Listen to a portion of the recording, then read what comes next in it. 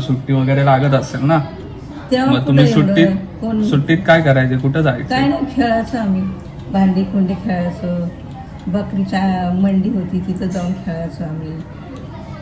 बकरी मंडीत काय खेळायचे खेळायचं तिकडं? काय बी लेंड्या मिंड्या काय बी गोळा करायचो, खेळ खेळायचो लहानपणी. अच्छा, हम्म. मग तेव्हाचे खेळ आणि आताच्या खेळामध्ये किती वेगळं, फरक आहे? खूप फरक आहे. आता तर सगळे फोन घेऊनच बसतात. आम्ही लंगडी खेळायचो, शिवपाणी खेळायचो, लपाछुपी खेळायचो, खो खो खेळायचो आम्ही लहानपणी.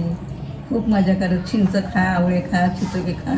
आणि आताची पोरं? आता काय नाही, आता मॅगी खातात, आता ते बर्गर, आणखीन काय ते काय त्याला म्हणतात, पिझ्झा. पिझ्झा नाही, पिझ्झा आपल्या चाळीत राहायची, पिझ्झा. पिझ्झा. आताचे पोरं नाही खात. आम्ही कैऱ्या खाल्ले, आंबे खाल्ले, जांभळं खाल्ले, करवंद खाल्ले, सगळं खाल्लं आम्ही आमच्या जमिनीत. मटण किती खाल्लं? ते चिकार खाल्लं आमच्या मटण वडिलांनी. तर, मटणाचं तर दुकान होतं ना. आमच्या वडिलांनी शिकार खाऊ घातलं.